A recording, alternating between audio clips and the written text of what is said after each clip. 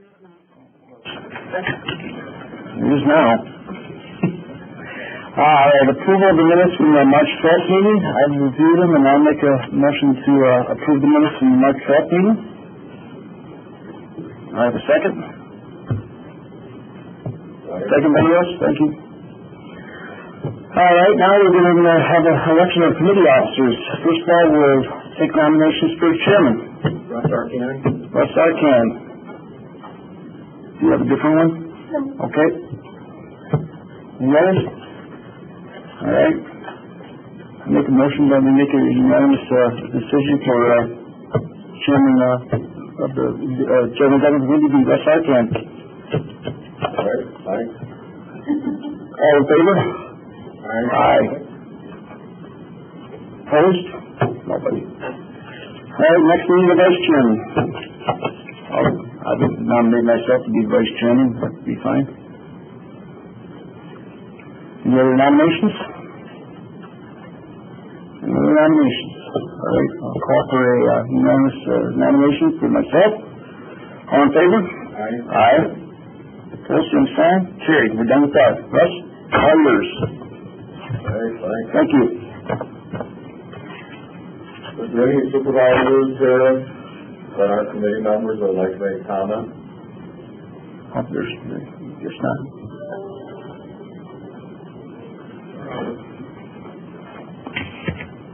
Under organizational matters, does anyone have any recommendations concerning the committee duties, responsibilities, or defined functions? I kind of think we went, well, I guess, I don't know if that had to do with this list or not, but I just, go ahead, Chris. Oh, I'm sorry, here I am. I'm sorry. I'm just seeing you keep me in mind. Yeah, it's okay. Thank you. Yeah. It's on. Okay. Chair, I know we did this in executive meeting, so I don't know. I'm not quite sure what it is we're doing there. Good. You're up again. Stop. In the future, maybe in the next meeting or so, there have been suggestions at different times reassigning certain responsibilities from committees. So maybe I thought the Environmental Services Committee has often been noted as having the longest schedule, the busiest schedule, and a lot of different projects. So we may be looking at is there a better avenue to take something off their plate and assign it to another? So that may be something at our next meeting that we want to discuss. Something like that. The only thing I would say for a recommendation is when new supervisors get on new committees, and I know you're not new, but if you do this committee, if we could try to build a lot of questions, and if they're not relevant to our conversation, if you could, if we could steer you to the administrator, steer you to our counselor, steer you to the department head. Otherwise, it's almost like we're in a classroom setting otherwise, rather than a business meeting where we're teaching. So if we kind of call you out on it and say, could you maybe, get with the administrator after the meeting, and so that, because we've all been through it. Keep it on topic. Yeah, so keep on topic, and we understand you have questions, but just so we can kind of keep the meeting going. So if we do say, could you maybe, talk to the administrator after the meeting, don't be offended that we're blowing you off. That would just be my recommendation. Otherwise, as far as our duties, do we have a list of our duties? I know there's somewhere. Yeah, it was kind of in the rules of order. Kind of says what we do as a committee. And which departments we would oversee.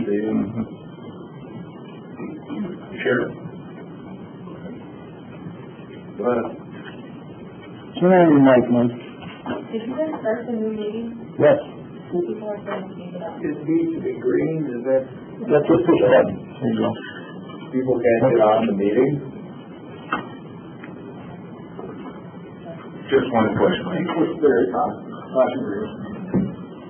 Richard here, it's an observation, I think it's in line with the comments that Chairman Russ is making, but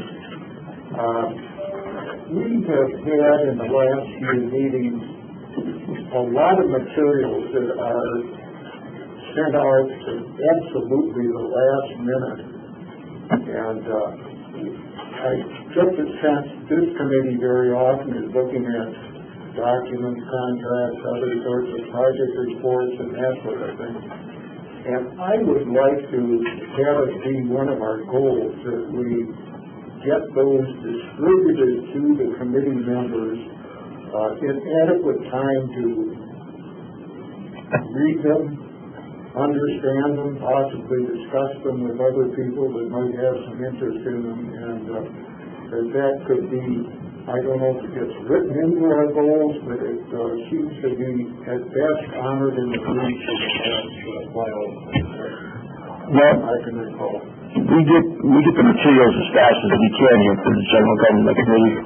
I've been able to review most of them. I don't know what adequate time means to you, but I think we had materials in the most adequate time for the most part. I don't know if anyone else agrees. Even some of them, like today, we're going to go over for the fair, memorandum of understanding. And we have people working on that, but we're not working on it. We'll review the understanding. So we don't have that. I'm not referring to any particular document right now. I'm probably referring more to our board meetings rather than this specific committee. Well, but some of those documents come out of through this committee. But I just would like to reiterate that, and I think that we're having a meeting and getting it a couple of days in advance at least, rather than the afternoon of the final meeting. You'll get enough stuff to look at in this committee, Mike. Trust me. Well, I would say it's probably all of our goals that we get information as soon as possible. And we understand that sometimes it's not possible. Mr. Chair. So, I would concur with you, Mr. Pritchard, that we want that to happen, and it's our goal to get it out as early as possible. And we do email it, and then for some people we have to mail, which takes longer. And then I would also say, because of, especially of recent history, because of the nature of some of our meetings and the speed of which we're trying to get things done, there have been probably more than normal things getting amended to the agenda toward the last minute. But it is always a goal, and I will continue to pursue that. Sheriff? Yeah, I can tell Supervisor Pritchard, now that I've been put in the chair position, I see a lot of the backside of these issues. And when the state people are telling their staff things on an hourly basis, multiple times a day, for them to react to supervisors, and to get this information out to supervisors, and one supervisor doesn't do email, another one does email. One might not have a cell phone, one may just have landlines. Supervisors are on vacation multiple times a year. I can tell you that staff is working diligently, constantly, to get the information out as fast as they get it to us. And because we have these standing dates in these committee meetings, they're getting stuff the morning of sometimes. So I'm with the chairman and I'm with the administration that I don't believe there's any perfectly delay on getting stuff to you. And I think it's the supervisor's responsibility. You chose this job, and you got to attend some of the committee meetings, and you have to show up at meetings. And if you need answers done, get to the meeting a half an hour early, and go in and have a discussion with someone about something specific. and you will get your questions answered. That's just be my opinion. Thanks, Chair. Anybody else? I know that the staff works hard to try to get the information and everything compiled and out to us as soon as they can, but I agree that it is, when it is possible, it is beneficial to have it sooner rather than later. Anybody else want to comment on any of the duties, responsibilities, or assigned functions? If not, we'll move on. Do we have a report on recycling? Mo's here. Yeah, Mr. Ready.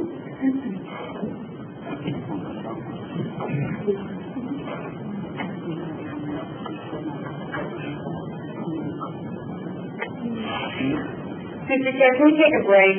The WebEx is still not being broadcast appropriately, and I just want to see if we can get that fixed really quick.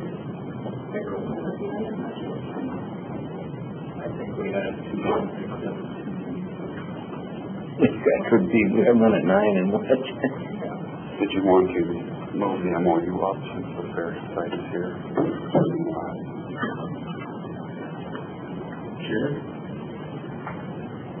Chair, are we required to suspend the meeting because the WebEx is not working?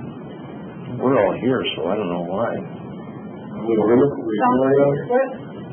recording, but We're recording, but sometimes the open meetings law, we have to make sure that the public that wants to view it has the opportunity to do so.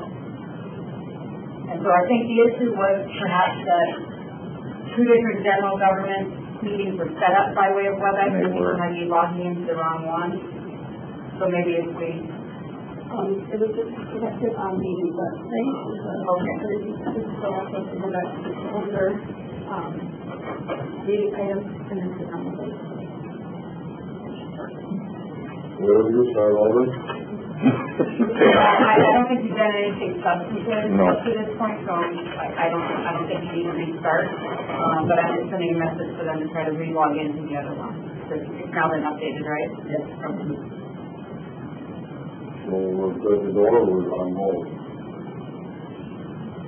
I think you're good to go as far as the information that you're going to receive. Let's hope that before you make any decisions, that people are logged back on. yeah, we got a few to go before we get to any resolutions. So. All right, well, it's all yours. All right, thank you, Mr. Chairman. Back in March, the recycling report went out to the existing board members, and with the new board members, I did put this in your mailbox right after the election so that you would have it for your review on there. I'm going to hit on some highlights of the analysis that was done. So I can go to the next slide. Some of the key points are still that this is a national issue. We're not in this alone. Recycling nationwide is down and struggling with the low market rates. Some of these have bounced back in the last couple of weeks, last month. Cardboard, which used to be $150 a ton, went down to $57 a ton for quite a period. Is back up now to $150 a ton, along with magazines are now tripled from $30 a ton to $85 a ton. With that, material quantities, we've seen a shift in products naturally. A tremendous amount of cardboard now with the stay-at-home, and things have been coming in. Our bins have been very full with those. We've been moving a lot of product, increasingly other bins have been full with that. One of the reasons the analysis was done was the use of levy dollars.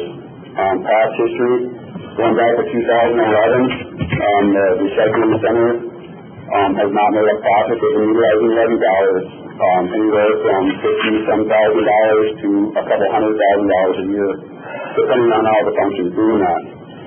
In 2018, used over $200,000 in levy to make things even with it.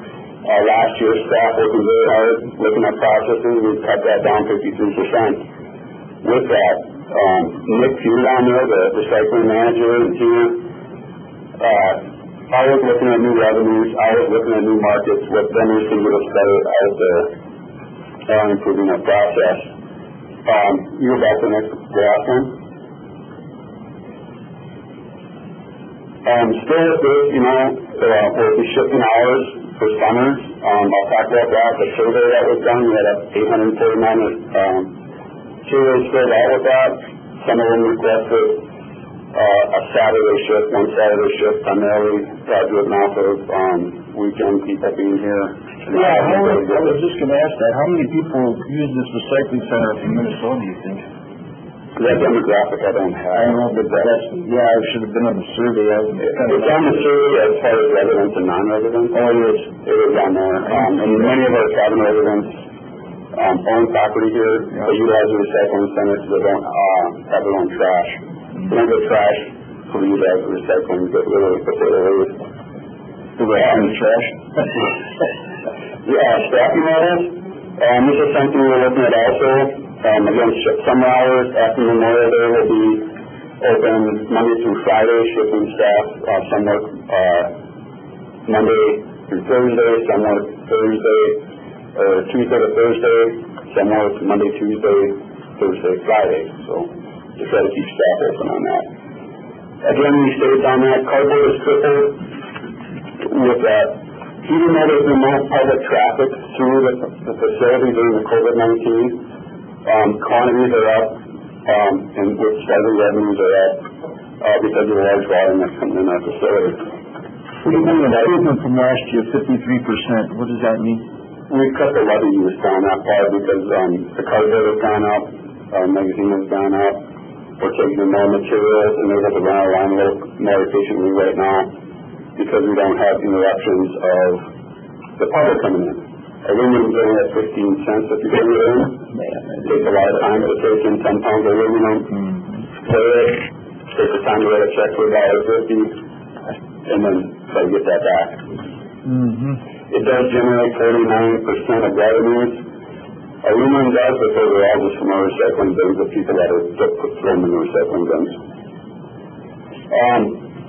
The big question is the policy question. How do we want to Polk County residents with our recycling needs? Back in the early 90s, I got a copy of the ordinance. There's an ordinance that's out there, or solid waste ordinance out there. Back in the 90s, Polk County elected to have a recycling center, Barron County a incinerator. Pierce County has a recycling center also. St. Clair County does not. So that's all the corrections out there on there. With the survey that came out, we did very well on our survey.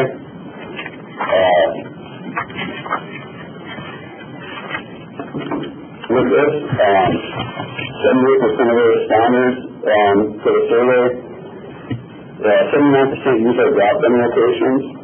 And of the responders, 78 wanted user fees or tax revenue, 17% wanted to pay private haulers to haul away. 5% were just interested in recycling to pull off there. But we got a good response in the survey, 849 people on there. And a lot of it was educational. If you went through the comments on there, a lot of people didn't know we took in mattresses. We took in other items on that. Such as stoves, washing machines. Stoves and washing machines, which, brings me back to the analysis of what we do. Our ordinance says that you have to be certified to take electronics. Currently, our recycling center is the only one certified by DNR to take electronics. Although there's many other facilities that do. We also take in oil filters, shaving, mattresses, paint, and light bulbs. Light bulbs also you can drop off at the hardware store. But the hardware store then drives into the recycling center and drops those off. So there are some unique things that we deliver to our residents with our recycling center. And again, who uses our facilities? All our private haulers offer recycling.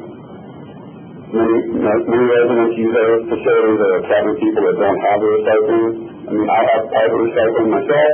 I use the bins because all my cardboard won't fit in my container. It's only picked up twice a week on that. The analysis, findings, and options. Russ had a question. Well, I was going to say, it isn't just residents, businesses. All of us use the recycling center to get to dispose of fluorescent bulbs, computers, batteries, a lot of items, so they were just residents, just businesses. Correct. Correct. There's a steady line that runs in the summertime down there. It's pretty spaced out, but there's a steady line of cars coming in. June 5th will be our clean sweep event. Last year's 2 events, we had cars backed up all the way to into Highway 8, and that was primarily for the lead-based paints and the hazardous material that they went in there. That's what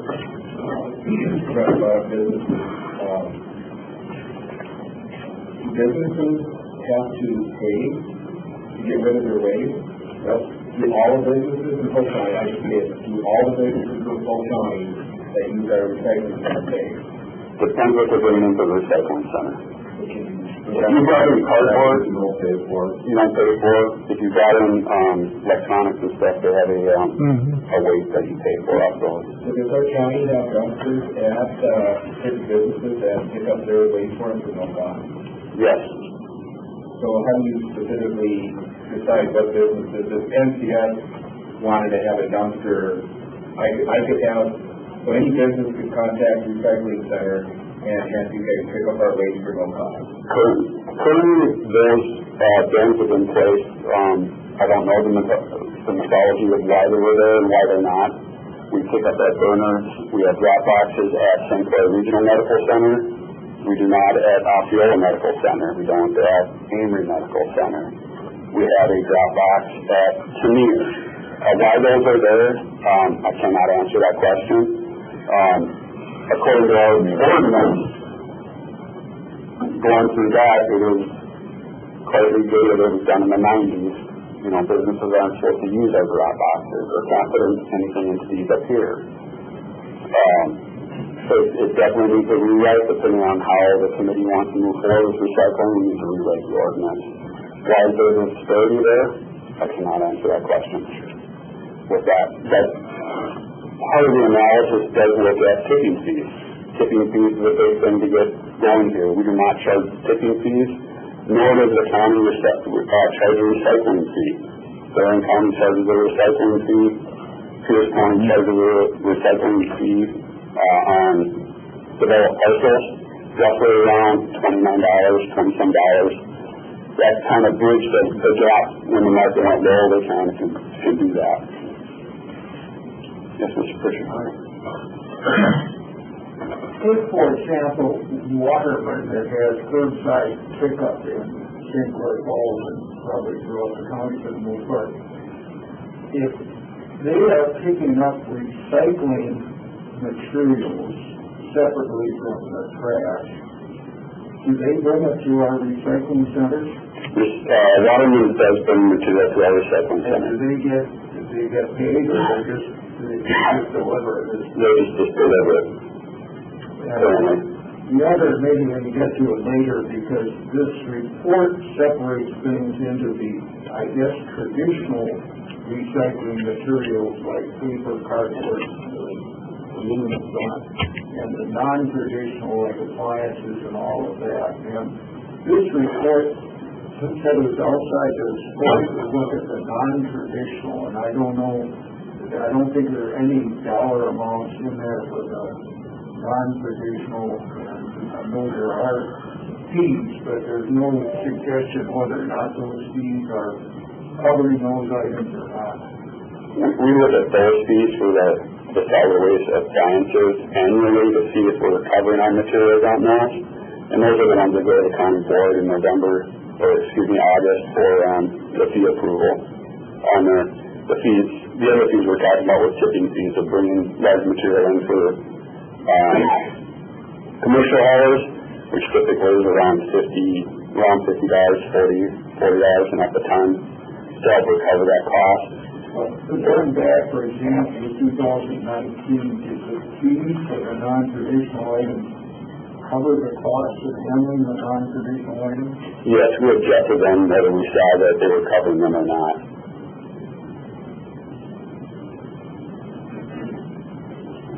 Just have a quick question for clarification, please. Yes. The businesses that you mentioned that currently do have recycling dumpsters from the county, are they paying anything for that service? No. No, they're not. The analysis, next slide please, sir. The analysis looked at basically 4 components. One, optimizing the existing dual stream recycling process, converting the facility to a single stream transfer station, close the facility, and optimizing the dual stream process without labor and capital changes. Option 1, is going to go to the next. I want to write these down. Can you explain the difference between dual stream recyclables and single stream? Basically what the dual stream is, we take in recycling, separate out everything, and then ship it out. Single stream, convert the facility to a single stream transfer operation with bring everything into a tipping floor, put it in a compactor trucks, and then we haul it to a MRF facility like our own in the city to recycle it. Sometimes with that, those type of tipping fees, typically you pay to dump it there, but then you recover some of that cost back on how much they get for the commodity at market at a lower rate. That's basically the 2 different ones right there. And you can email the PowerPoint to supervisors if they want to. Absolutely. Okay. Go ahead, Chad. This is kind of a breakdown on option 1, optimizing the dual stream, and this is taking our existing facility, updating the line a little bit, not a lot of capital investment, adding employees to run the line more efficiently, and keeping kind of what we have. Option 2, converting to a single stream. A little more capital investment. We'd have to change the tipping floor. This would eliminate public coming in and dumping things. We would typically here just be a single transfer station. We would just be a transfer station at that time. Option 3, closing the facility, isn't on this chart because that would be eliminating our capital investment and doing away with that and putting that to the private sector.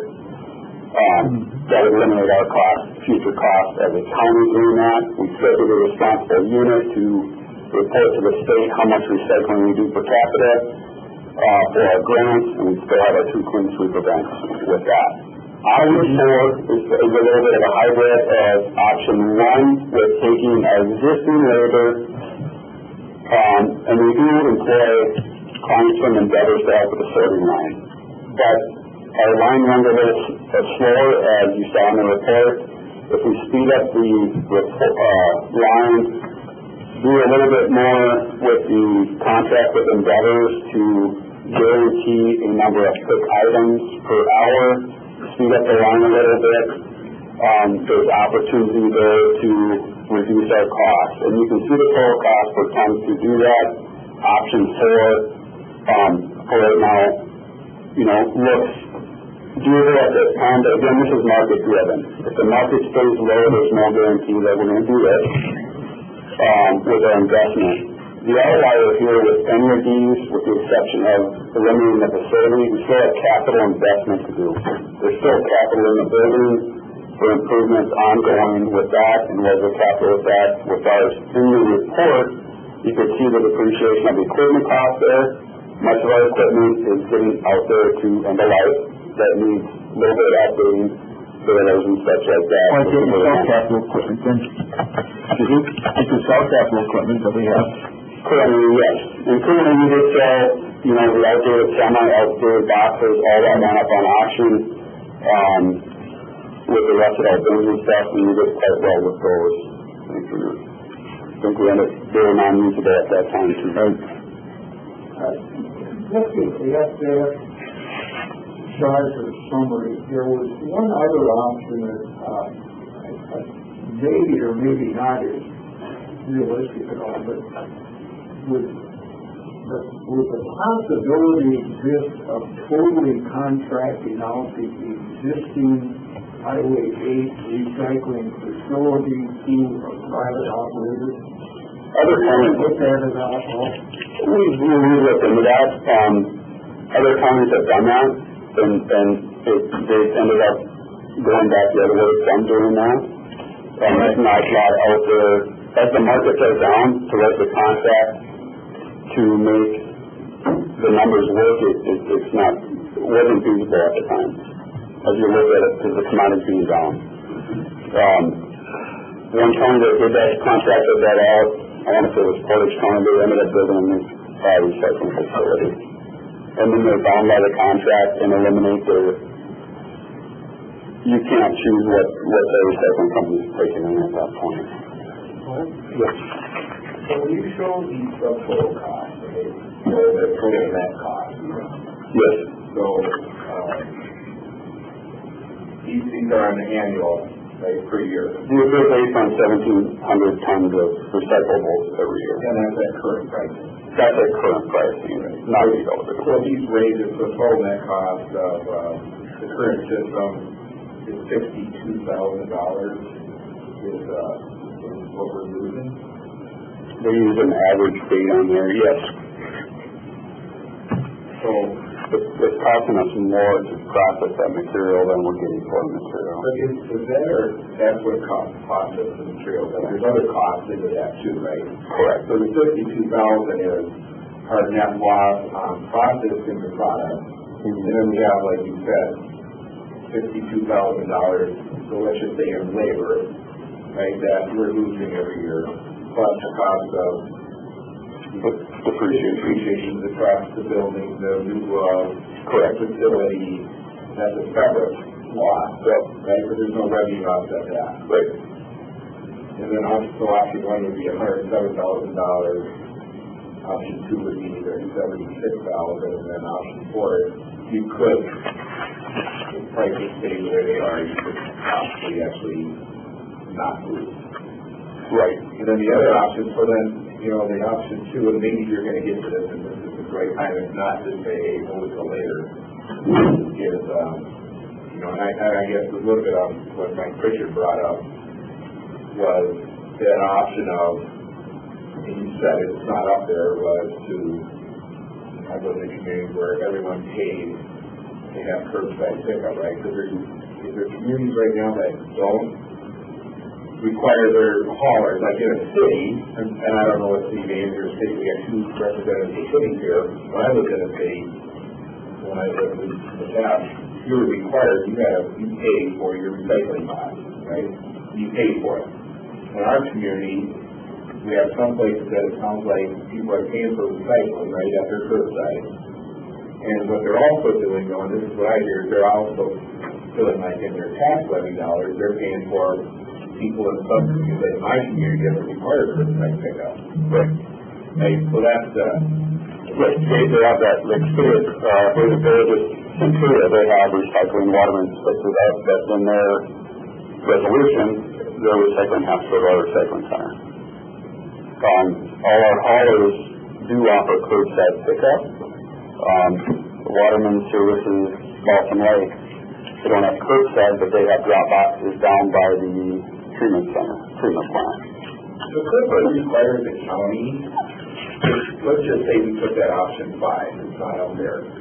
Would we have Contract out?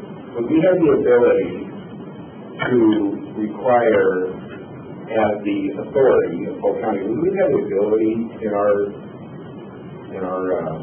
resolution or in our policy that requires all municipalities, townships, that they have to, as part of their contract with their, right, you're going to contract out with your haulers, our township does, our village does, that it's required that they have to offer curbside pickup. They form a recycling, yes. Correct? Yes. Okay. There is in our ordinance that we require all residences to recycle. So we could even, that's always been my thing, is I think we could do a better job of recycling. I know these are popular, just like golf courses are popular, right? I don't know that we want, I don't know why we want to be in a business just because it's popular, but if we could improve recycling, that would be my goal. If we could get every household to recycle, then just the ones that want to drive to the recycling center, because most people, I'm guessing, that don't drive there, if they don't come to one of our dumpsters, they're just throwing in the trash can and it goes to water. Right? For the dish. Yep. Yep. Even our ordinance, it requires everyone to do recycling. It does that. It also says it prohibits anyone from putting items that will go to a landfill or an incinerator into the trash, including plastics, papers, magazines, even tires. And they say waste tires, which is interesting because the only place that we can get rid of our tires is to bring them to the incinerator. In Barron County, we bring our own tires there. Even the highway department does that. So that definitely needs a rewrite depending which way we go. Next slide. Do you have a question, Tom? No, I just had a comment. The city of Amber recently renegotiated their contract with Waterman, and it's a good deal for our citizens. Waterman does not provide recycling containers. We tell people to use like a laundry basket or something, separate the recycling. Waterman picks it up twice a month. When people put it out, there's no additional charge or anything to the garbage customer. The city does the billing for trash on the sewer and water bill, and there's not any additional charge for that. So, and then in addition to that, we have some of the county dumpsters in the city that are always packed full of recycling. So I don't know what Waterman says in St. Croix Falls or other communities, but with Amory, they're happy to pick up the recycling without additional charges. And the drop-ins there in Amory are very busy. Yes. It's another, as I learn more about recycling myself, there's a lot of different caveats. And one other thing that's not talked about is the trash that goes into recycling, things that we have to pay to get rid of. You know, and you're looking at upwards near 20-25% is trash that we have to pay to get rid of. The unattended sites, like an Amory site and stuff, has a lot of issues. The site recently we've had to track down people that were throwing bags of dog feces into the recycling center. Some waste products. Right, so when you get that in there and it contaminates a whole bunch of stuff, we have to pay a lot to get rid of it. But so I just follow up on Fran's. Yeah, so I think that's kind of the issue with some of the people in the community is, and good for Amory, they get to recycle a lot, right? But here in the city of Amory now, not charging the residents for recycling, and the rest of the county is paying for the city of Amory to recycle. Because the dumpsters are in the city, so everyone in the city has a very convenient place to go recycle. But if I live out in the county, I live in Clan Falls, I'm not going to drive to Amory, right? But I'm paying for the bills for people in Amory to recycle. Is that a true? I would agree with that characterization because there's other recycling bins in various locations all around the county for people to utilize. I believe the county approached the city of Amory wanting to have recycling bins available in the southern part of the county, and at some point there have even been talk about expanding that maybe over to Clear Lake. So there was additional recycling available to residents in the southern part of the county. Yeah, I'm not picking on Amory. I'm just showing the issue at these cities and some of these locations. And I know that's where the density is. That's where the people are. But my point is that there is a good example of City Amory not charging the people in their community to recycle, and the county's paying for it. Because the city pays the levy the same as the county levy the same as everybody else, so to say you don't pay for it. Oh, you pay for it, but everyone else pays for it too. Yeah. Right, that's my point. we have approximately 35 bins out there at different locations, including Clear Lake, so it's probably the newest one. This brings us back to, what to look at, what are our public needs, back to the survey. On those, we still have capital needs out there, but the survey numbers put in have not had a lot of improvements since then. Staffing, great team out there, continually working to advocate and look for new things. We try to educate. Tina goes out to schools and we try to get flyers into the school topics, what to recycle, what not to recycle. That's probably the biggest issue is we recycle ones and twos, but there's 7 different plastics out there that we don't recycle that end up being landfilled out of that stuff. The only issue, again, this is a big issue that's out there. And what can we do in the short term? One of the things that looking at this in like option 4 you know, is the commercial tipping fee to bring in revenue?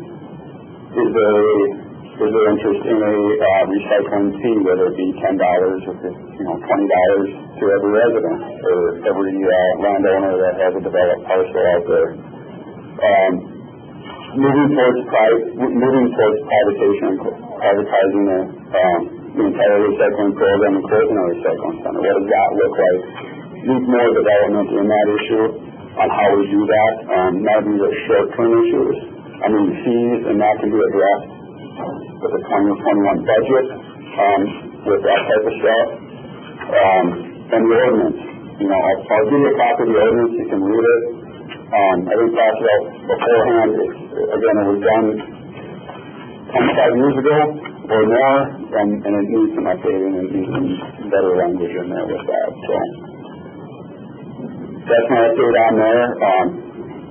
On the agenda, it calls for a recommendation on there. I'm going to give you a split recommendation to move forward looking at more of the not 100%, you know, dive in at putting recycling center, but let's look at option 4 and how we can optimize this thing as we look at option 4, both the private sector and our public sector. I think it needs a little more evaluation of what we currently have.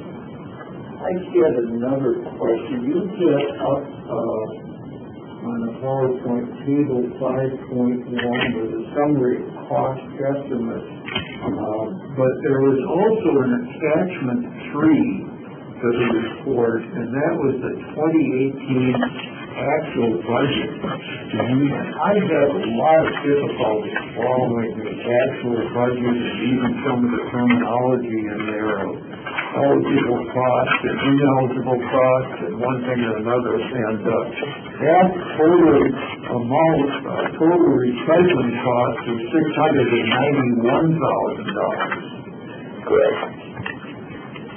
Which works out to, I don't know how many dollars a ton, but a lot. What you're looking at there is those are expenses that are taken off our grant writing that we do submit to the state. And part of that has eligible costs for equipment hours and equipment run times on there and actual costs for those. And that goes into more depreciation of our equipment and our motorized stock. So that the state report has a little more eligible in there as a cost. We report them all today for the grant. Our grant has not moved since the 90s. It's the same amount that we still show those costs. Is that pretty sure thing every year, the grant? Could be the same, pretty close, yes. It doesn't move. It fluctuates up in 1999. Your salary was 1/3, and the secretary's salary was 1/3, and the staff costs for the recycling? Currently, that was the remaining salary of Ms. Peterson that was currently in the position. Currently, none of my time is allocated to the recycling center. I thought that they had trouble imagining you were spending a third of your time in the recycling center. Yeah, currently, none of my time is allocated to the recycling center. The 2021 budget, we're looking at more with the division concept, allocating time between all the departments underneath me. But that's the remainder of Ms. Peterson's salary when she was allocated towards that. All right, we're going to keep this on our agenda. So we'll have another next month. Will you start to rewrite? I can start looking at it. I'll give you a copy of it now. And it has the original resolution that stated that the county was the responsible unit. Just one quick question, if I may, Russell. Does the state require us to have a recycling facility? No, it does not. The state requires recycling, so it does not require some of that recycling. What's the difference? As a responsible unit, the recycling education authority per capita on how much you're recycling, which determines how much you're going to get with the equipment. Sure. One thing I would ask, request too, is that maybe you could bring us an example, as St. Croix County right next to it. Could you bring us their ordinances and really get detailed what it might cost them county and what they take out of their levy and how they manage their recycling program? Absolutely. I think that would be very helpful to actually see. I can see going and compare that. I think that's one, if I can make one other observation or comment that this is there.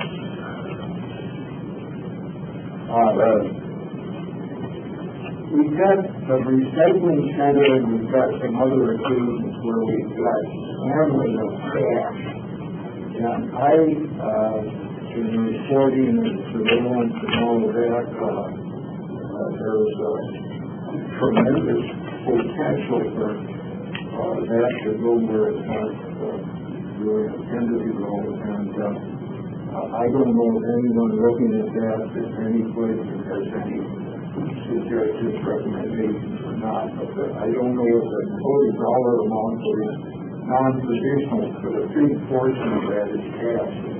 Our auditors look at separation of duties yearly on that as we go through that. I just have one quick comment that I would be interested in obtaining information or possible comparables to other counties and ordinances regarding either a special charge or a tax bill similar to Barron County or tipping fees.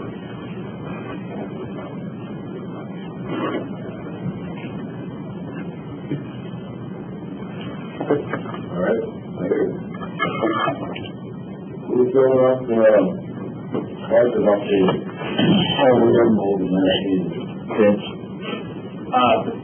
I mentioned this at the earlier committee, but I'll give an overview and I'll turn it over to our division director of finance, Chad. But as you know, with this virus, there have been increased expenses, and there are also more significantly a reduction in revenues. We've heard some estimates, and Chad will be more specific, but just to give you an idea, it's anticipated, the latest estimate for reduction in sales tax is about $539,000 to the county this year. So that's over $500,000 now. It may fluctuate. What was that amount again? Well, one estimate was $539,000. You was like an estimate. The latest estimate. Do you have any actual real figures? Well, it's too early to tell at this point because, our dollars come in later. But we are seeing significant drop-offs in the future. There are other things like property taxes. Will there be... Sales. You talking about sales tax? Yes. Oh, I'm sorry. I was wondering what we spent out of our general fund so far in the CD19. And I think, Chad, maybe $50,000, $60,000 in that range. So that's not the significant expense, it's the reduction in revenue. Yep. So we have taken this point and with the staff worked very hard at finding areas in our expenses to reduce, finding opportunities to increase our revenues, and everything from, for example, reductions, hiring freezes, reduction of expenses. We're seeing some progress there. I'm very proud of what our staff is doing and how they stepped up to say we can reduce what we spend. And then we also have some really smart people looking at ways to get grants, find increased revenue. And I just want to take the time at this meeting to let Chad speak so that you guys have a vibe for what's going to be happening over the next year in terms of finance. So Chad, I'll let you. So I put together kind of a summation of our present estimated shortfalls, but I want to preface it with this. Government is the last end user in an economy, so we see the effects after everybody else has seen them. So we're now starting to see the effects. We did start off early anticipating. We started tracking our time. We started looking at grants early. We started, belt tightening from day one because we knew there would be some effects. But we've been able to reach our, range around right now.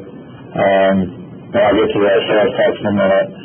So overall, we had a shortfall estimated between $875,000 and $1.1 million for the year. That's where we stand right now. Breaking that out,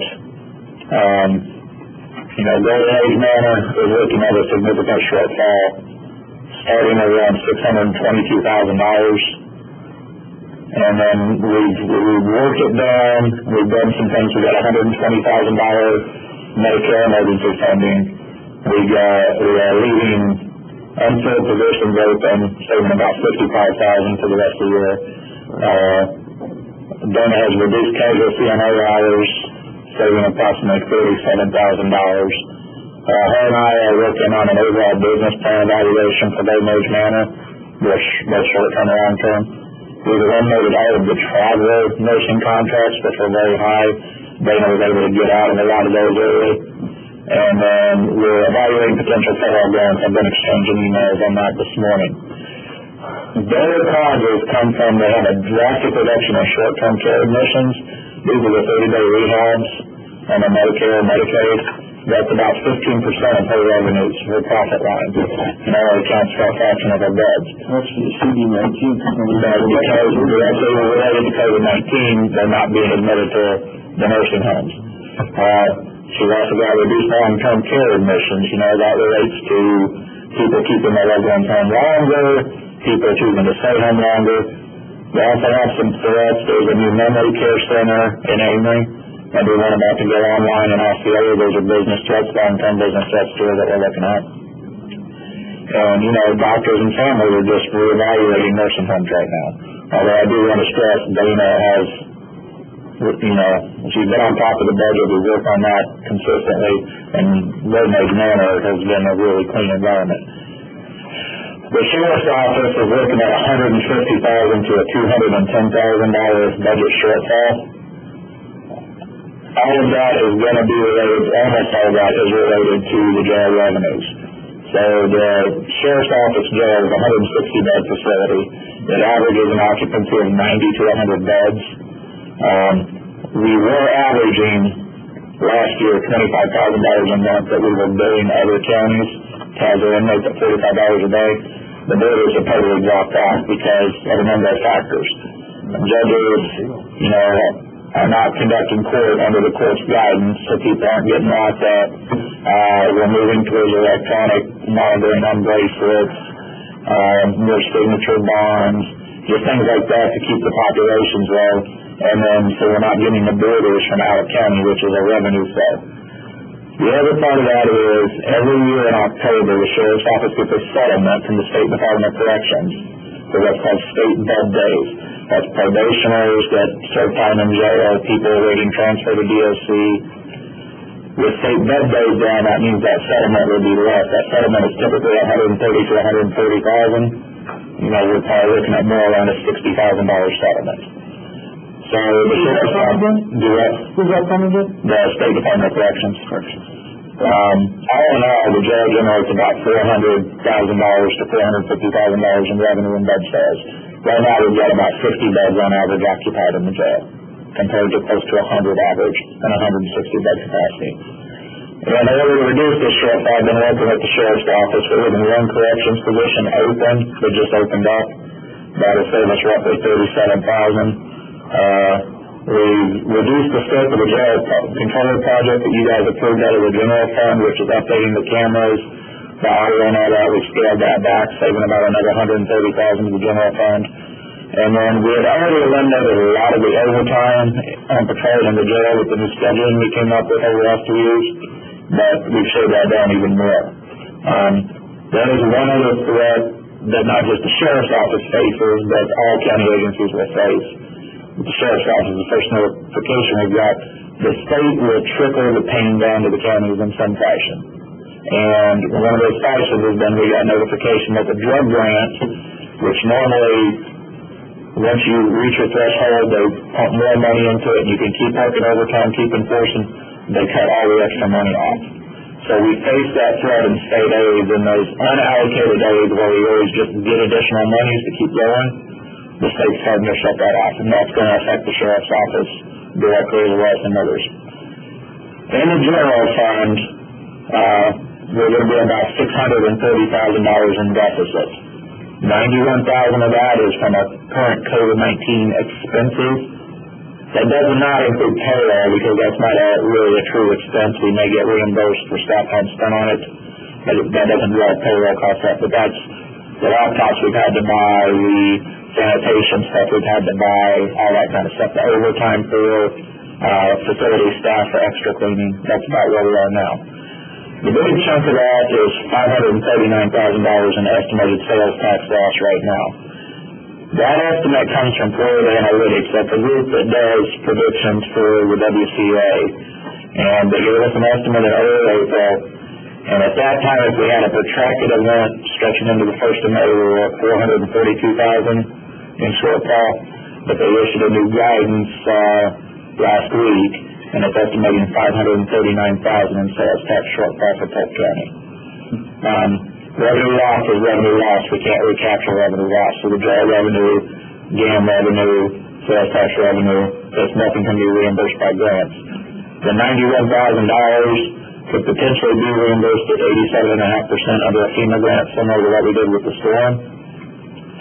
GAM, forever to get. it does, but we've been on top of it from day one. We've already got the pre-applications done and all. GAM had some COVID-19 readiness they were required to do by the medical director. They were hoping to recapture some costs through grant funding from through the feds. And then we're looking at other things in GAM, actively working on other things to cover the shortfall in GAM. There will be additional shortfalls, but those take a little time to see and go on that because it takes a while. Sales tax runs a couple, 3 months behind. So I will tell you February of 2020 was 35% less than February of 19. So you can guesstimate what it's going to be. I'm not going to guesstimate an open session because we really don't know what it's going to be. But when we see March's come in, when we see April's, when we see May's, when we really see the COVID-19, we'll have a good idea on the sales tax effect. The property tax is the outlier because we will not know how much of delinquent property tax we have until after tax collection time. And so that's going to be later in the year before we understand the effect of property tax reductions. What I can tell you is that we've shaved costs everywhere we can. We're constantly evaluating our expenditures. We're constantly evaluating any new requests for staffing. Those all have to come to me on a justification form, and then we look at the benefit versus the cost, and we're evaluating staffing numbers as a whole for the county. Those are the steps we've taken right now to head this off. But that's, if we finish 870 to 1 million short, that'll be out of the general fund to make up for it. The $539,000 sales tax I don't think is off base. The auditor and I, because we presently have our audit going on, we had to meet, and he and I working through some stuff, had to come up with a number for the audit report for threats, and then late April, we came up with $500,000, and then Florida Analytics gave us $539 last week. So I think they're probably dead on for the sales tax shortfall. That's all I've got. All right. Good news now. Yeah, well, I mean, that was coming at us, yeah. Maybe, I know that some people here from fair, and I don't know if they let your hockey the figure for an entire game. We could maybe move the fair off, and then if you want to stay, you're more than welcome to stay. Let's do that. Let's stop. What? That's the update on the Fair Society Memorandum of Understanding Negotiation. Anybody? The Memorandum of Understanding Negotiations, I think, would be in a closed session. Yeah. But the Fair Board members have asked if they can come and have a discussion with us. We have a closed session scheduled, so it's just on the back page. Right? It's just, do we want to have a discussion with the Fair Board members and then go into closed session? Is that what you're recommending? I think so. Because they may add something. They saved it to the that we would want to. Well, the Fair Board come up here then and give us speech.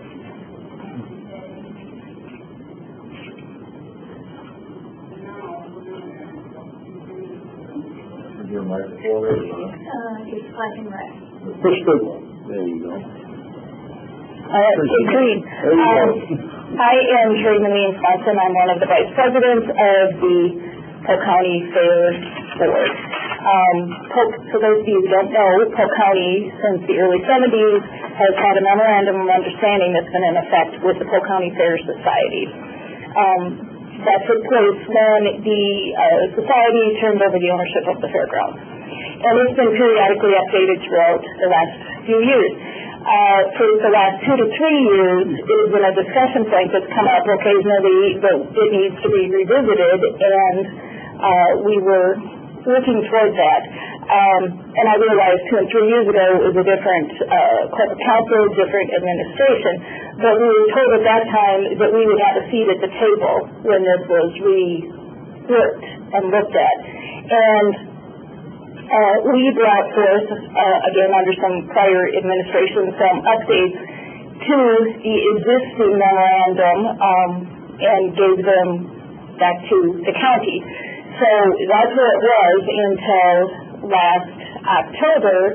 This committee, in closed session, I believe, directed corporate counsel to rewrite it, and then that was presented to us in January. And because of the COVID situation, we haven't been able to get together. And I know you're going into closed session and you're probably discussing it.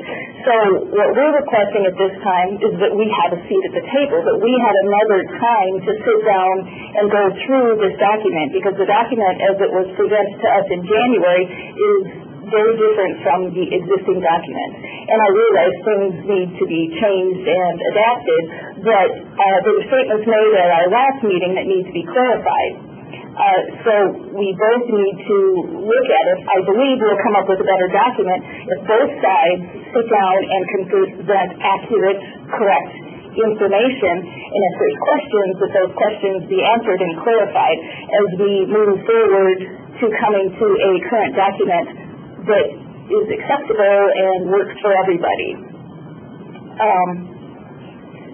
So I don't know if what direction happened in closed session last November, and I realize there were probably other people on board on the committee at that time, but if there were specific questions that they might have of us as you move forward, and then I guess our request is that we sit down again and look at the document, and as I said, clarify some questions and then move forward to get a document that works. We went over, I don't know, Mr. Chairman. I know we went over the MOUs to great length. I know us three were on at the time, discussed them with Corporation Counsel, with the administrator, and with ourselves, and Mo too, I'm sorry. And we came up with some recommendations. Now, we were waiting for some information from the Fair Society too. I think there was an audit or a financial statement that we were waiting for too. But I don't know if it's been done yet or not. Is that true or not? It's been done. It was done and presented to you quite a while ago. Was it presented to us? I don't remember that. I believe that the last meeting that we had jointly with the fair where we presented our opening offer, and we still have yet to receive any negotiation back or counter offer. But the next step was going to be at that time with Maggie, the finance director, to sit down with the auditor of the fair. I don't believe that happened, and now it would need to be with Mr. Roberts. Yep. That's what I was getting at. Thank you. So where do we go from here? Is that what you're asking us? We're asking that these things happen so that we can sit down. So the MOU has been presented to you all? It was presented to us, and we've been waiting for a time to discuss. We had a time set up in February to move it forward, and it was canceled due to COVID. And now we would like a time to sit down and go over it again so that we can come to a resolution. Go ahead, I'll let you make a comment. I just want... You can answer my question, I'm sure. I think one of the issues that we have right now is that Mo and I are the negotiating team with support from finance and admin. The committee is not the entity to negotiate with. So the contact should come to Mo and I, and we'd be more than happy to set up that meeting. But right now, we are the negotiating arm with direction from the previous incarnation of this committee. So that's where we are. Hopefully we can all kind of get on that same page. Yep, and I guess that's what we're requesting is to move this forward, is that we sit down and go over what you presented to us and that we clarify some statements that were made at our last meeting.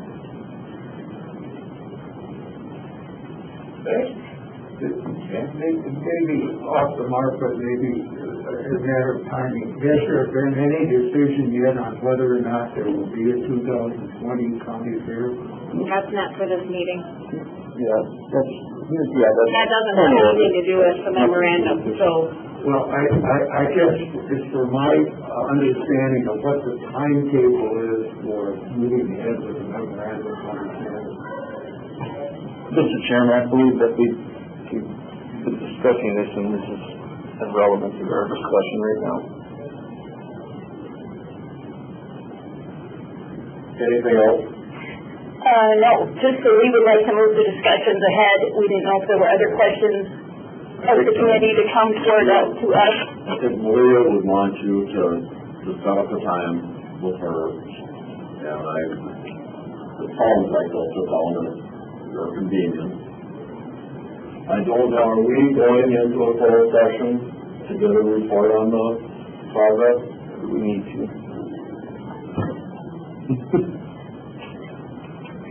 We certainly can get into a bit more detail. I do think that there are some nuances that we should probably share with the committee, but is it necessarily absolutely required? No, but I would recommend it. And I think we can do that at the end, because I think we might have another issue that also has a closed session, so we can perhaps do those together. And we have reached out to our accountant that we were supposed to have a meeting with Maggie, but we're waiting for dates for her. So. With your account? The first account? Yes. Okay. But I do believe that all the results of our audit and all that information were given to you when they were done.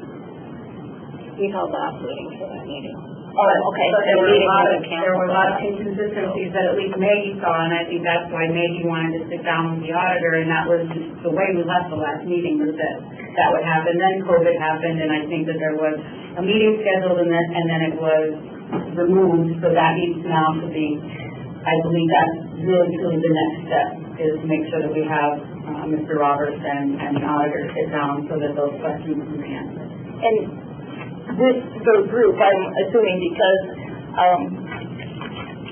those are some of the clarifications that we wanted made, obviously. We just went through an audit of inconsistencies, bring questions to mind when we just completed the audit with Carlson SB. So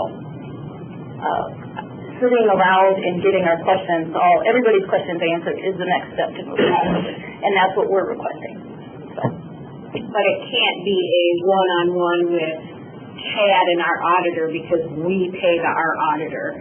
It's not a county-paid auditor, it's we pay the auditor, so we have to very much be involved in it.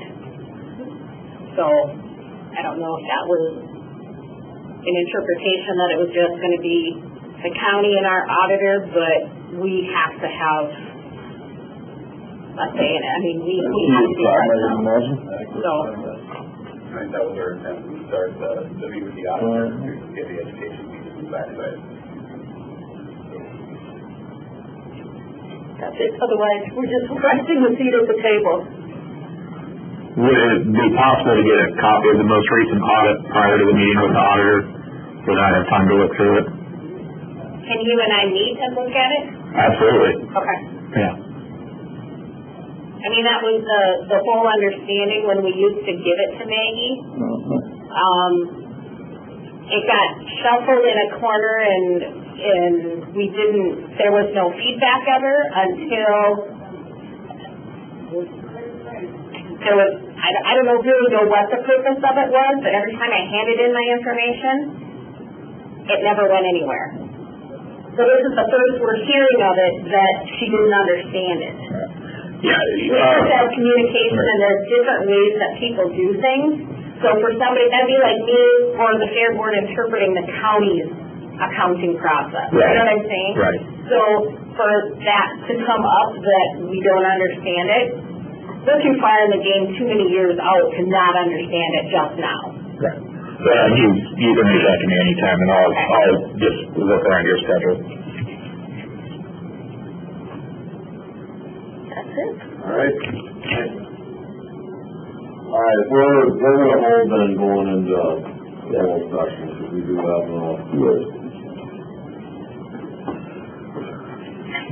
if we could probably get back on track on our agenda. Our next item is, a plan to support our parks and trails. And it says update, so I don't know if there's someone working on this? Well, if I recall, this was a suggestion by Supervisor Nelson to include this on the agenda. And I know all that's interesting. Yeah, and we're not expecting Chris to give us the update on our plans to support our parks and trails. I think it's more the concept we want to get on the table and start having a discussion about it, isn't it?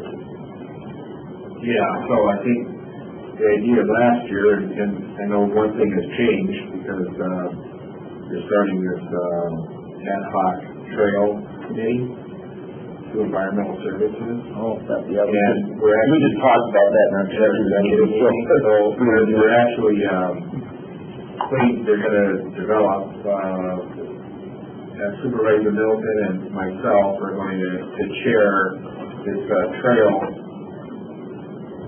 committee, and they're going to bring in, we're having a meeting here in, I don't know, next week I think it is, and can you understand what we're doing on that? Because that might, the trail advisory committee, and I think you all agree over the years, even when I was at the EDC, one of the things that keeps coming up is trails and how important they are to our economy, how important they are to our health, and to our brand here in Polk County.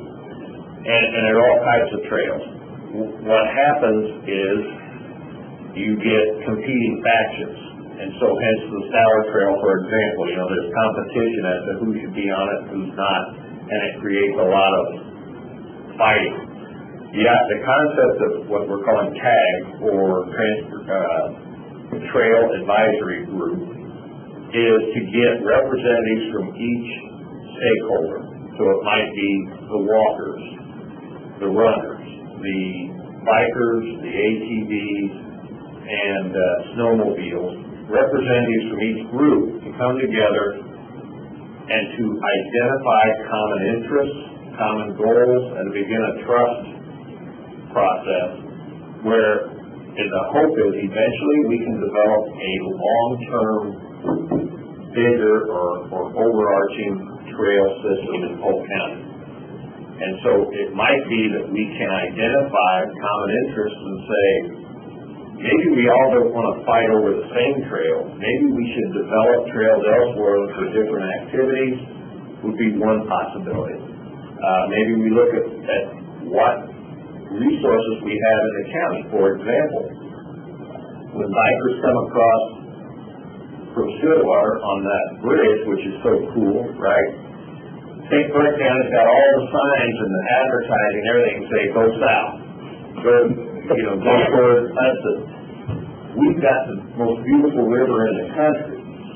Why aren't we working to develop something down there to get things to come up north into Polk County? And that may be something that this committee could say, okay, is this most suitable for what type of activity? What would it take to make it suitable for another type of activity? And then they might say, what can we do up in Clan Falls, or do we have resources elsewhere? So I would say this is just the beginning. It would have to go in conjunction with the board's goal setting and the staff developing what would it take to create this overarching plan. How much time would it take? How much money would it take? So that's the purpose of this tag. And it begins very slowly with developing trust and common interests. Can I add on to that one thing, John? Yeah, and I think that the idea was that, and this would help Chad with a little direction, that, like we just had an example, of where our money is being spent on a recycling center, right? Where our priorities were, where our priorities in the past have always been trails. And the comment is we clearly do not have, we haven't done enough on our budget to prioritize. Those were high priorities, but we never funded our high priorities. We're funding cleaning up the recycling center, or the line quarry, or Golden Age Manor.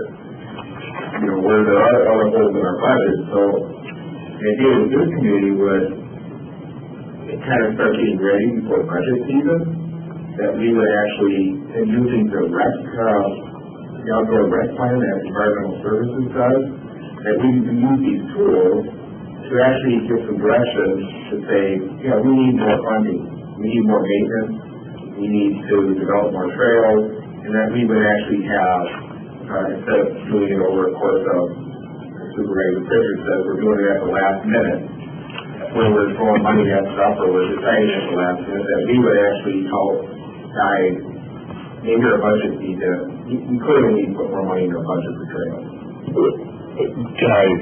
One thing we have done this year that's been different in prior years of budgeting is we rolled out a key strategy worksheet to every department, and we're looking at their strategies, how they're getting there, the cost of that, and then their staffing changes, and then we also ask them if we had to reduce, how would we reduce, and that kind of thing. The idea with this is doing this key strategies exercise this way, we roll them all up into one workbook. When you guys do your priority setting exercise in June, we'll then have that work product, and we have the two, and we can directly compare, and we can tag your budget priority here with our key strategies here, and have a good working document on the front side of the budget preparation. That pretty much addressed what Chairman Nelson was talking about. On the front side, we wanted to have a clear picture of how we would structure the budget based on both what staff said priorities were and abilities and what the board wanted, so that we could craft something realistic to tell you this is how we can achieve it, this is how we cannot achieve it unless there's more money, and this is just how we can't do it, or how we make these work together. We're hoping that approach will bring those things together and get us more on the front side to give you guys more clarity on how we're crafting the budget rather than in October or November. So we've rolled that exercise out, and it's wrapping up now. I've been meeting with department heads for the last 2 or 3 weeks going through the exercise. So that part is pretty much done. Next piece will be the county board part. And then we'll have a good picture for you guys on both sides. Will that be our next month's agenda then? The priority exercise like you indicated? Should we have that on our next month's agenda? The process is being finalized. I think you'll actually find that unlike previous years where it's not exercise, where you sit in a meeting, we're not going to be moving around like that.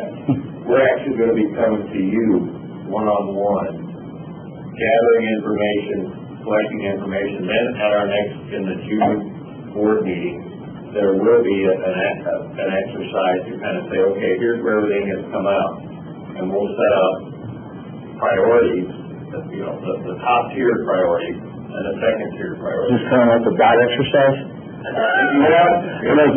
Chairman Nelson's really fond of that. It's going to be a little more intensive than that. We're going to be spaced out over this upcoming month. You'll be called upon to participate. We may actually have an extra meeting or two in there. But we think it's that important that you guys get to identify these priorities. And it's hard to do this long term in such a short time frame. So if we can get the start of what those priorities are, compare them with the past 6 years, which are all the same, then we can identify what's entailed here, how expensive, what are you going to have to give up. And then over the course of the year, you'll have the ability to say, let's make this a long-term, commit the resources now for the next several years, that type of thing. So it's going to be a little more involved. All right, really good to hear about a committee set up and something moving on. I appreciate that in real life. Yeah, it's cool. All right, deal. How about our building security and remodel update? Mr. Doherty? Sure. Currently, last week and a half, Will has finished the interviews with the departments, the analysis and going through that. So they're currently working with that input from the interviews for additional space needs and what the department will need and how they function. I'm setting up a follow-up meeting with Will in the next week so that we get together with our core team, and we should have some preliminary plans coming out after that meeting on options. So right out. That's where it stands. Oh, Greg, I'll let you finish. I'm done. What was I going to ask? Shoot.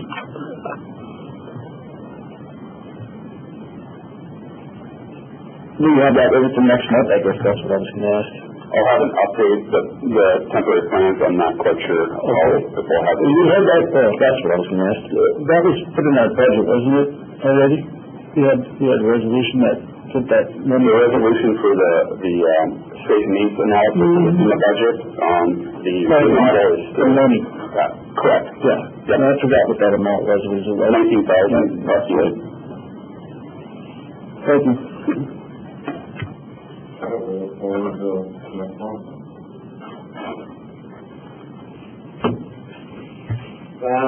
Who's dealing with resolution 1420, taxation? I'm gonna, if you're familiar. No, I'm familiar with it, but I'll let you. 2015 is something that came down from the state, which because of the virus and how so many people have lost their jobs, the state passed an ordinance or passed a rule that a county can defer collecting the second payment of property taxes from July 31st. They can defer that to October 31st. No. October 1st.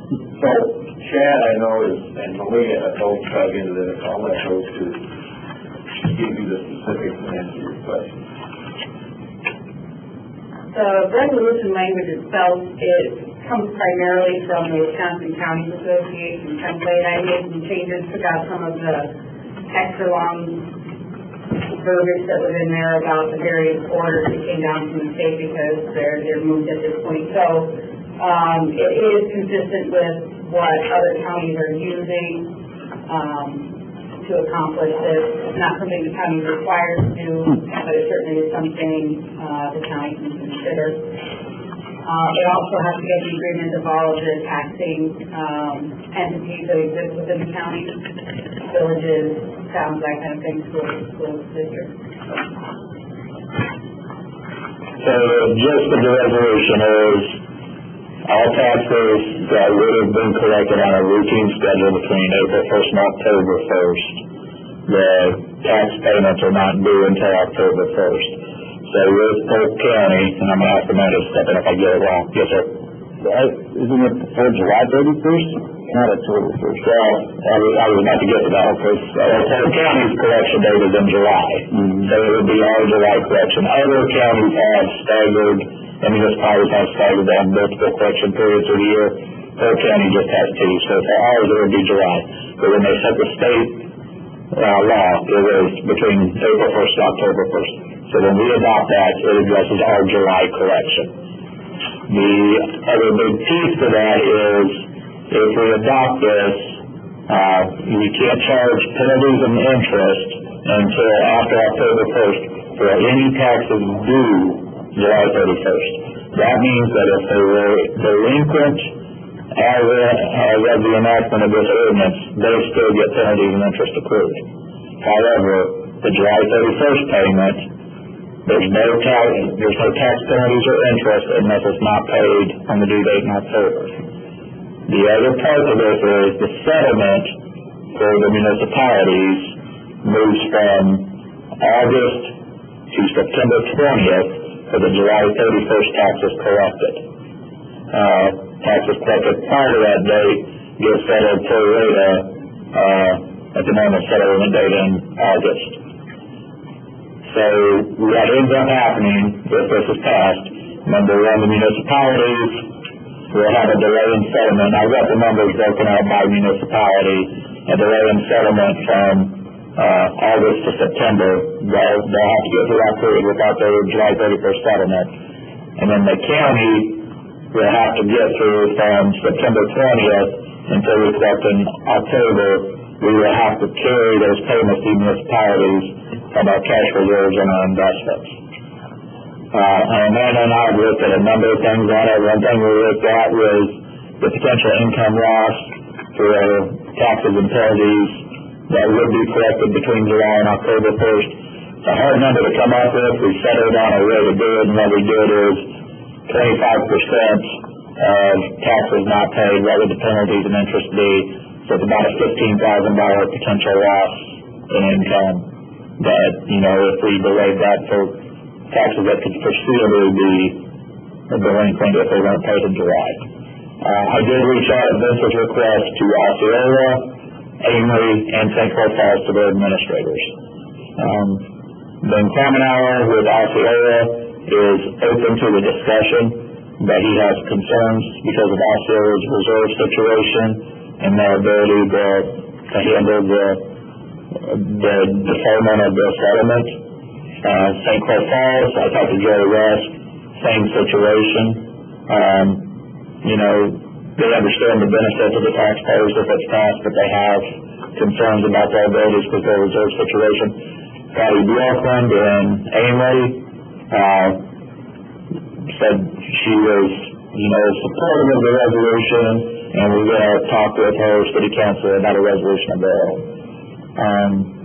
So I just reached out to those three to test the waters. I didn't reach out to every municipality, but this would affect all towns, villages, and cities as far as that 1 month carryover. And then it would affect us to the tune of we're carrying out of our cash reserves to October, and then any interest lost, Amanda's already made some moves to pull CDs to liquefy any interest loss from that, and any investment loss. Although we don't have prepayment or early withdrawal penalties, it would just be interest lost. How much in our cash reserves are we looking at, possibly? Amanda, you want to speak to that one, Zach? Well, it's hard to estimate this because it's a situation that we've never faced before. The caveat of this is that if we pass this resolution, the county, it just authorizes all the 36 municipalities to pass this also. So you may have 12 that do it and 20-some that don't. So you're going to have different due dates for different people based on where they live. They don't have to pass a resolution. They don't even have to take a resolution up at a municipal level. But once we pass this resolution, it automatically changes the settlement, even if 0 municipalities go ahead and pass a resolution authorizing their people to take part in this. And then Amanda did provide one important piece of info that you guys should know. As of this morning, of other counties, 4 have passed a resolution and 31 have voted no on the resolution. One question. So you're saying that this could affect a municipality's budget also? No. Yes, it could. If they don't have the reserves to carry through, then they would either have to borrow, or they would have to borrow if they don't have the reserves to carry through. Under Act 185, Section 105, Subsection 25, it says the county shall defer the settlement until September 20th from August. So it's not an option, can the county go ahead and settle early? We shall under the ordinance. The reason I bring this up, and I think it's the friendly way to do it, I hope it's very well accepted, it's a friendly way to do it. But you were supposed to have on our agenda conflict of interest. And in this situation where there should be the city that could make a decision on accepting a municipality she works for budget, would this get that corporation council issue? Because that isn't a rule order, it's not on an agenda. Right, so she could speak to it, she could voice her opinion, but would likely refrain from voting. So in these situations like that, how do we know whether the conflict of interest is? Are you going to bring that up? Because we may not know that. Certainly, and it was actually something that we we discussed prior to that if there were going to be a vote that we would bring it up. So yes, it is something that we as staff look at ahead of time. Now, of course, we're not going to know everyone's personal situation, so there might be times when a particular supervisor has a conflict that we don't know about, but those obvious ones. So when if we're going to vote, that would be an example. If we're going to vote and say this is the resolution we want to send to county board, there's this kind of example, you would want to make the supervisor understand that there could be a conflict with supporting this, right? Yes. Okay. This sort of says that we don't vote whether we're going to send a resolution to county board. We're going to send a list of our recommendation. We are not stopping it from getting that. We're not voting whether it goes. So this resolution will go to the county board agenda? We can make a recommendation whether we support it or not. Now, that wasn't my question. What's your question? My question is, this resolution will go to county board? I would recommend that it go to county board. Okay. So it's going to the county board. We're at the same, yes, you're saying it's going no matter what. Well, it's always done the policy that a committee cannot stop a resolution from going forward. Only the county board can stop it. What's that resolution? I don't know. No idea what it's saying.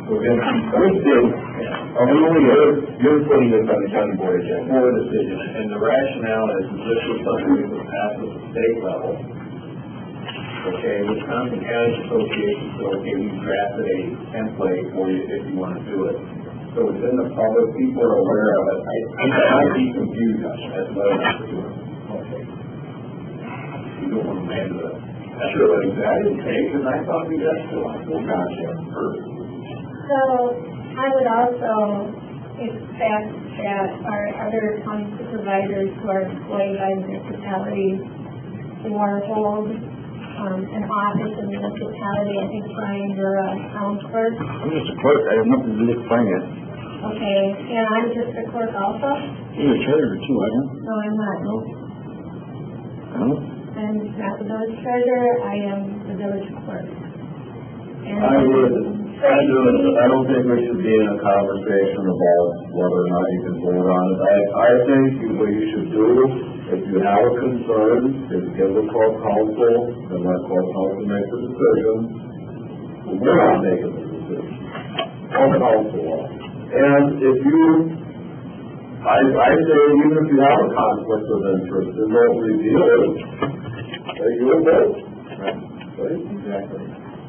well, we can be about that later. I didn't want to get into discussion. This was just the first time, Chair, that I saw that there's potential, and because it was on the agenda, I knew this was going to be these little discussions, and I thought, let's just get this one. This is an easy one. Yeah, And I just wanted a hard one. I'm sure I realize this is what I'm worried about, that we're going to get into, right, if you don't want to get into it. actually, we should have had a motion on the floor. Right, we wouldn't even be discussing this. So is there a motion? So, With the recommendation? Well, we're bringing it to the we floor. would have called that maybe till we have the discussion, but Now we're having it. the motion would be to bring it to the floor to discuss it. So, May I make one point? well, maybe not till we vote on our Oh, motion. sorry. All those in favor? Aye. Aye, opposed? All right, we got a bit of discussion. Yes. So I do just want to clarify that this involves not just the municipalities, but the schools, the Lake District, WRTC, everybody that has the tax money is affected by the settlement because we pay them in full, but it's changing when we do that. So the schools, which in the past have heavily depended on the levy, obviously payment, will have to be aware also that they would be delayed if it's passed, which this is going to occur every year anyway, so I'm guessing they have this sort of thing on their... Well, what do you mean they're going to be delayed? I mean, we have to pay them outright anyway. But we wouldn't pay them until September, right? correct. We would only pay what was collected through July, in August, and then the balance in September. And we're not doing it to benefit the county or to hurt the entities, we're doing it for the taxpayers. Right. But the only taxpayers that would be affected are the ones that have 2019, the current year taxes that were paid on time in January and due July 31st. If you missed your January payment, you do not qualify. If you have back taxes, you do not qualify.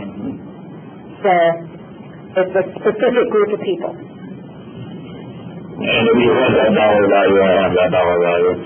Let us know. What is it? 18 million approximately. Correct. So I have several concerns I would like to outline. If you think I'm getting off task, please speak up and say so. If not, I would like to speak uninterrupted. Several concerns I have is in the past, on August 20th, the county settled with municipalities in full, irregardless of what is collected. This would change that. This would say we're only going to settle with you a month later for what we collected. We are not going to make you whole in full until later on. Now, people who may pay their taxes, many people, of course, understandably, everybody wants to hold on to their money as long as they possibly can. This ordinance does not have a mechanism, and the state act had no criteria to determine who can take advantage of this and who can't. It's all or nothing.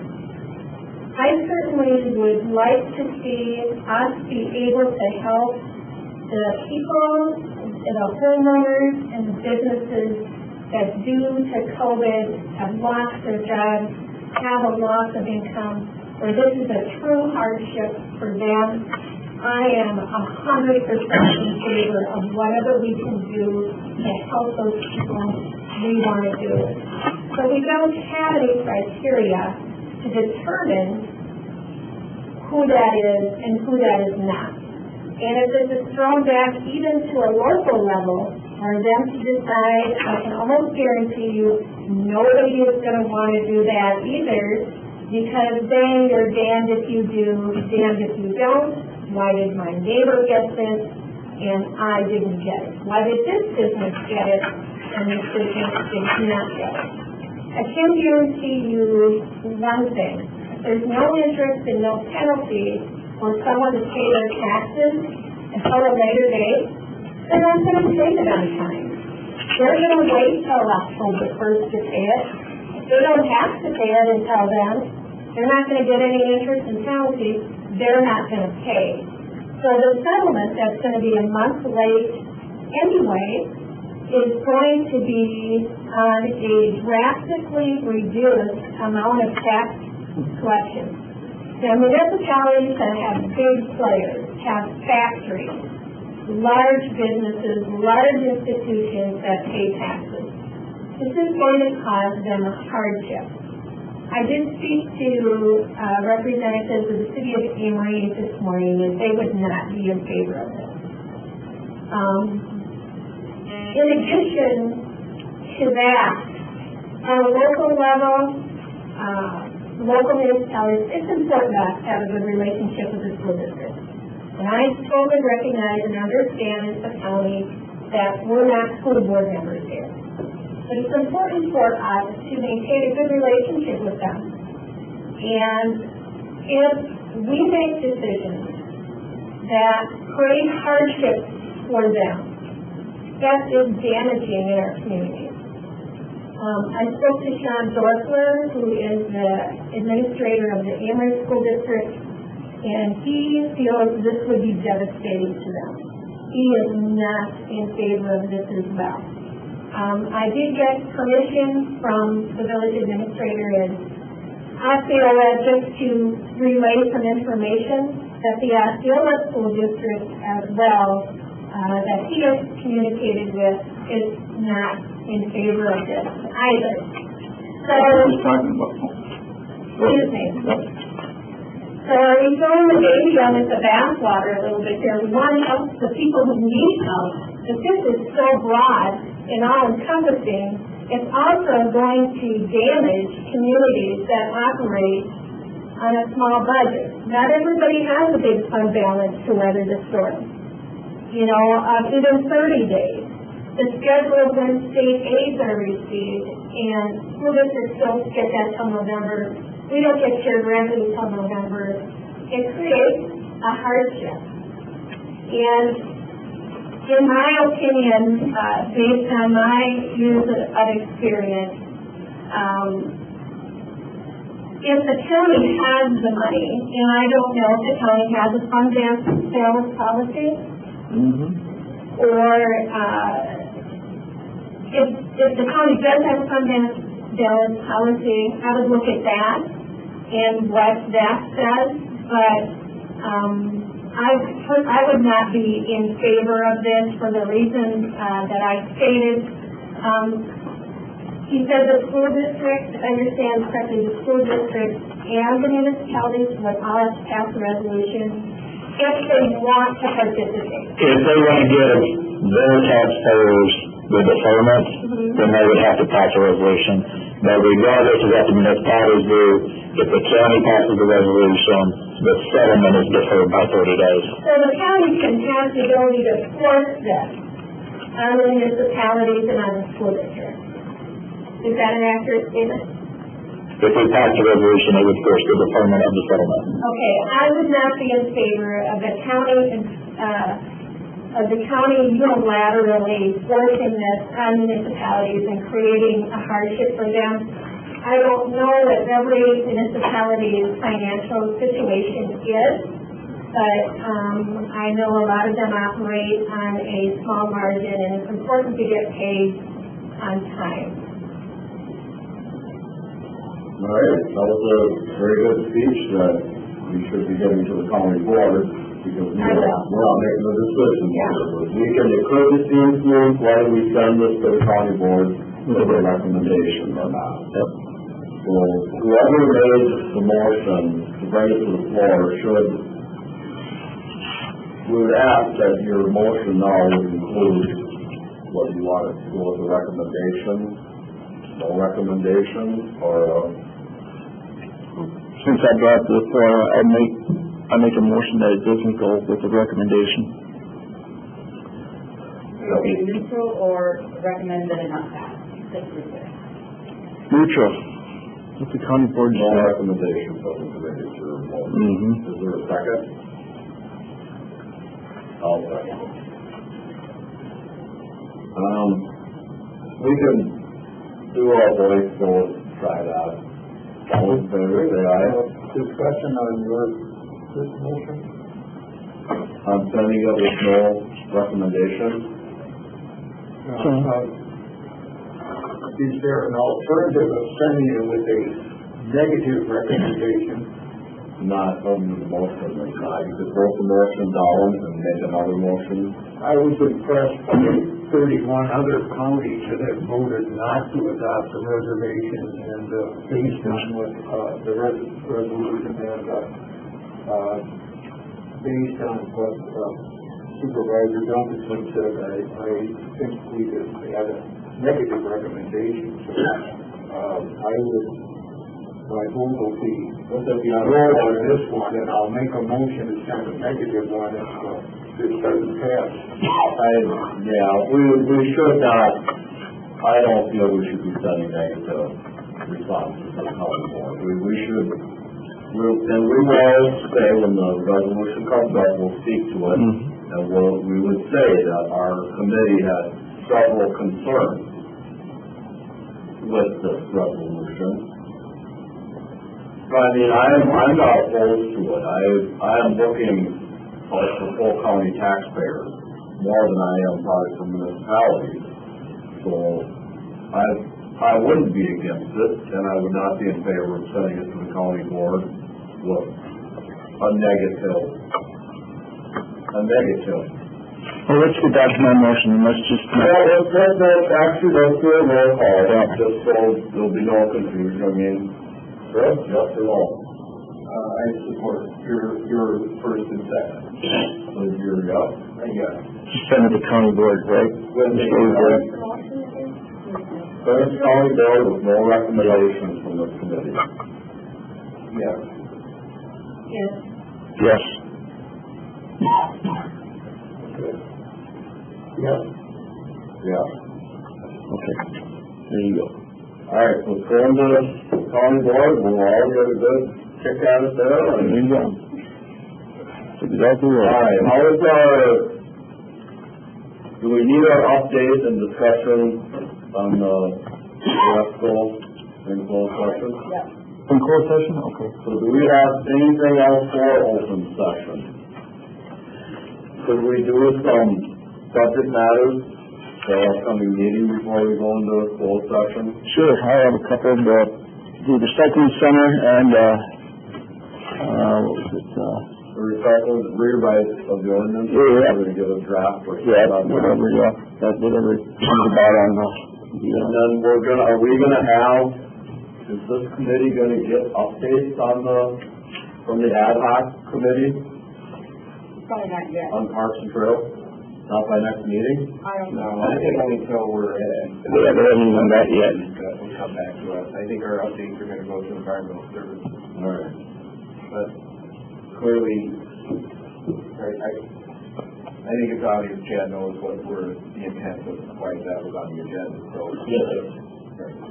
So what else is on this agenda that we want I'm looking, back next month? Mr. Chairman, I'm looking at the work plan. I know that's not on our agenda, but it's something we have had and continue to look at. There's a few things. Work plan put back on the. Yeah, because first, go ahead. I was just gonna add the Farrell, I know you as a standing topic, so we can update you when there are updates. Yeah.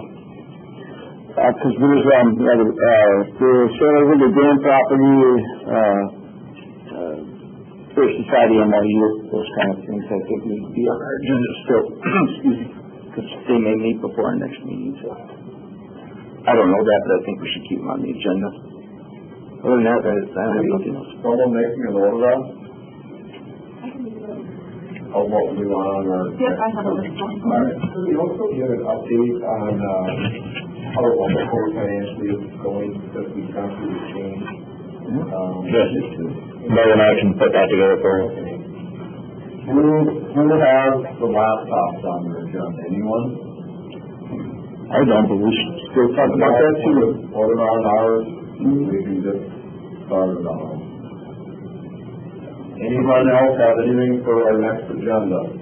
If we have number 9, building security, is that what we're doing next month or not? No, whenever we know this, Whenever he gets something for us. they're finishing their analysis of it. Right now? All right. You'd like it on the agenda, like? I thought that was what we ended up with on the presentation, but maybe I didn't hear that correctly. You said he would, Mr. Chairman. Anyone else have anything they'd like to see on the agenda? We could have like a standing update, I think, for this committee, on the COVID-19. Oh, yeah. Any updates there? You have something for the agenda? I just have a question. Does the county, if the county does not have a fund balance policy or? We do have a fund balance policy. We do have a policy. Okay, I'm just asking because if you didn't, I was going to suggest. We have that fund balance policy and an investment policy. Okay, great. And if you have questions on that, Chad would be the one you Okay. direct them to. Yes, ma'am. All right, if someone has something for the agenda prior to our next meeting, should they contact the administrator? Or If you can contact me, I always appreciate it. I like to talk to you guys. And what I will do, if anybody calls in the last minute or, to amend the agenda, I would either ask you or I will contact the chairman to get his approval first. Because I don't want to throw any surprises on him. That's what's been kind of done anyway the last few years. I'm not surprised. All right, if anyone has anything, contact the administrator. And, all right, so then we're going to go back to, we have two things for closed session. I'll make a motion to go into closed session. And they're both under 1928. Are you going to go to that other one? Another problem. We're technically supposed to have a roll call vote going forward, so we're putting it on the roll call vote, yes or no. Yes, Okay. All right, who will be in our closed session? I think everyone in this room, we should probably discontinue the WebEx. Shut that down now. I turn off microphones, I think. You can turn off your microphones if they're on. And we'll just end the meeting. Yep, it's already done recording.